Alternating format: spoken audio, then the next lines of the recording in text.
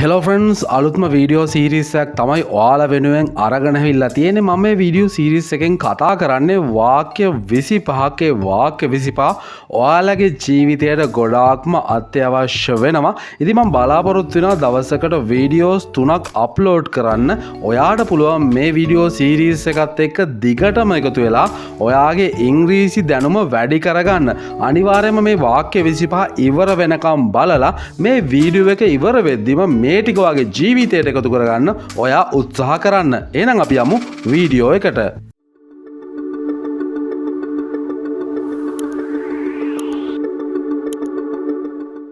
Number 1. What's in the sack? සැක් කියන වචනේ තේරුම මොකක්ද? සැක් කියන්නේ ගෝණියට විශාල මල්ලට තමයි සැක් කියන්නේ. මොකක්ද මේ ප්‍රශ්නෙන් අහන්නේ? ඔයාට ඕනනම් අහන්න මේ මල්ලේ තියෙන්නේ මොකක්ද? මේ ගෝණියේ තියෙන්නේ මොකක්ද? කොහොමද ඉංග්‍රීසි වලින් අහන්නේ? What's in the sack? මේ මල්ලේ මේ ගෝණියේ තියෙන්නේ මොකක්ද? What's in the sack? I bought a large sack of potatoes. Potatoes කියන්නේ අලවලට sack of potatoes කියලා කියන්නේ අල ගෝණියට. I bought a large sack of potatoes. Potatoes කියන්නේ අලවලට sack of potatoes කියන්නේ අල ගෝණියට. ඉතින් bought කියලා කියන්නේ මිලදී ගන්නවට.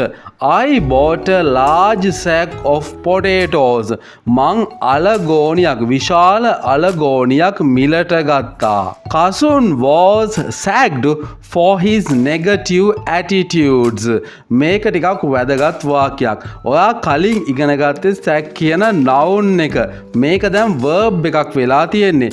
sack කියලා කියන්නේ කවුරු හරි job එකෙන් අයින් කරනවට. අලුත් වචනයක් නිසා මේක ඔයා අනිවාර්යයෙන්ම ඉගෙන ගන්න. Kasun රැකියාවෙන් අස් කරලා තිබ්බා. Kasun was sacked for his negative attitudes. Negative attitudes කියන්නේ මොනවද? attitude එක කියලා කියන්නේ අපේ ආකල්ප. අපි හිතන විදිහ. ඍණාත්මක ආකල්ප නිසා තමයි එයාව රැකියාවෙන් අස් කරලා තිබ්බේ. Kasun was sacked for his negative attitudes. What makes you so sad? What makes you so sad කියලා කියන්නේ ඔයාට දුක ඇති කරවන්නේ මොකක්ද? හිතන්නකො යාළුවෙක් දුකෙන් ඉන්නවා කියලා. ඔයාට අහන්න පුළුවන් ඇයි ඔයා අප්සෙට් උනේ? මොකක්ද ඔයාව අප්සෙට් කළේ? What makes you so sad? ඉතින් මෙතන so sad කියන්නේ එච්චරටම ඔයාව අවුල් කළේ මොකක්ද කියන එක. ගොඩාක් දුකෙන් ඉන්නවට තමයි so sad කියලා කියන්නේ. He looks sad and tired. පේන විදිහට නම් පෙනී යන විදිහට නම් එයා ගොඩාක් මහන්සියෙන් දුකෙන් තමයි ඉන්නේ. sad and tired කියලා කියන්නේ මහන්සි වෙලා දුකෙන් ඉන්නවා කියන එක. He told me a sad story. ඔහු මට කිව්වා දුක හිතෙන කතාවක්. told කියලා කියන්නේ කවුරු හරි යමක් ඔයාට කියන එක. He told me. ඔහු මට කිව්වා. මොකක්ද කිව්වේ? A sad story. දුක හිතෙන කතාවක් තමයි ඔහු මට කිව්වේ. The movie made me feel terribly sad. මොකක්ද මේ terribly කියන වචනේ? terribly කියලා කියන්නේ අතිශයින්ම ඉතාමත් තද කියන එක තමයි මේ terribly කියලා කියන්නේ. terribly sad කියලා කියන්නේ අතිශය දුකක්. ඉතා තද විදියට දුක් වෙනවා නම් terribly sad කියලා තමයි කියන්නේ. The movie made me feel terribly sad. ඔයා movie එකක් බලලා මෙච්චර දුක් වෙලා තියෙනවද? ගොඩක් දුක් වෙලා තියෙනවද? එහෙම දුක් වෙලා තියෙනවා ඔයා බලපු movie එක පහලින් comment කරගෙන යන්න. මේකේ කියන්නේ film එක මාව ගොඩාක් දුකට පත් කළා කියන එක. She shook her head sadly. මෙතනවා තේරුම් ගන්න ඕනේ මේ shook කියන වචනේ shake කියන වචනේ අතීත කාලය past එක. shake කියන්නේ හොලවනවා කියන එක. ඇය හිස හොලවනට තමයි she shakes කියලා කියන්නේ. මෙතෙන්දී අතීත කාලෙන් නිසා ඇය දුකෙන් ඇයගේ ඔළුව වැනුවා. ඔළුව හෙල්ලුවා. She shook her head sadly. හිස වැනුවා කියන එක තමයි අපිට කියන්න පුළුවන්. දුකෙන් තමයි එයා ඔළුව එහෙම කළේ. Sadly, I did not pass the exam. Sadly කියන්නේ දුක හිතන කතාවක්. දුකෙන් කියන්න තියෙන්නේ I did not pass the exam. මම විභාගය සමත් උනේ නෑ. pass කියලා කියනවා, pass කියලා කියනවා. ඒකේ ප්‍රශ්නයක් නෑ. මට විභාගය සමත් වෙන්න බැරි වුණා. sorry, I can't help. She said sadly. අපිට කාට හරි උදව්වක් කරන්න බැරි වුණොත් අපි ඒක දුකෙන් කියන්නේ. sorry, සමා වෙන්න. I can't help. මට උදව් කරන්න බෑ. She said sadly. ඇය දුකෙන් කිව්වා. I guarantee that he will come back safe and sound. Safe and sound කියන්නේ මොකක්ද? කිසිම කරදරයක් අවහිරයක් තොරව දෙයක් වෙනවා නම් අපිට පුළුවන් safe and sound කියලා කියන්න. I guarantee මම සහතික කළා කියනවා. පොරොන්දු වෙනවා. sure එකටම කියනවා that he will come back safe and sound. ඔහු ආපහු වෙන්නේ කිසිම කරදරයක් නැතුව. ඔහු කිසිම අවුලක් නැතුව ආපහු වෙයි. මං එක සහතික කළා කියනවා. Are you sure it's safe here? ඔයාට හොඳටම විශ්වාසද කියන එක තමයි මෙතන are you sure කියලා අහන්නේ. මෙහෙ ආරක්ෂිතයි කියලා. කිසිම කරදරයක් නැහැ කියලා ඔයාට හොඳටම විශ්වාසද? Are you sure it's safe here? මෙහෙ අවුලක් නැහැ කියලා ඔයාට හොඳටම විශ්වාසද?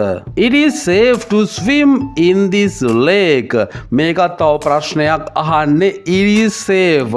ආරක්ෂිතද අවුලක් නැද්ද? මොනවා කරන එකද?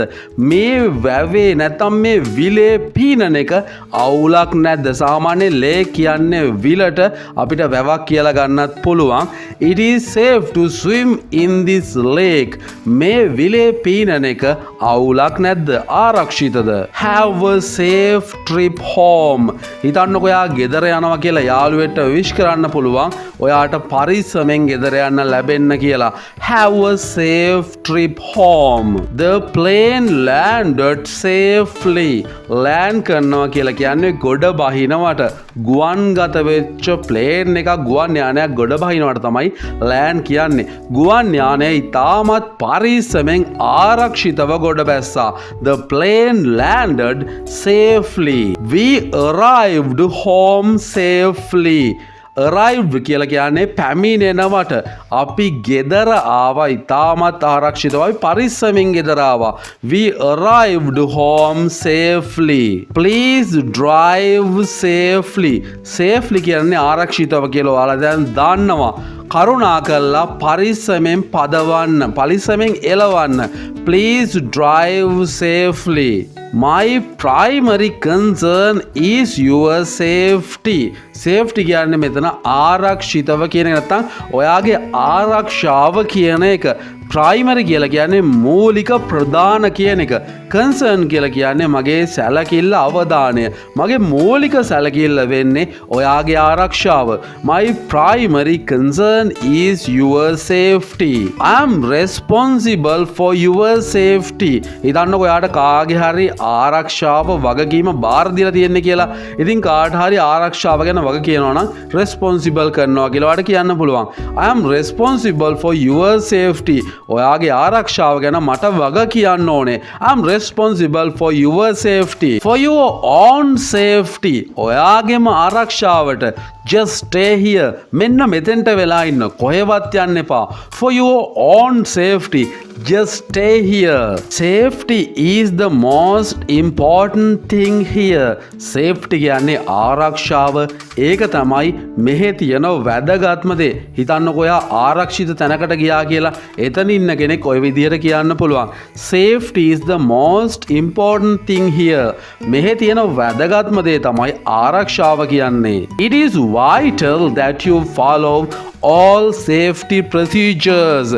safety procedures කියලා කියන්නේ ආරක්ෂක විධිවිධාන.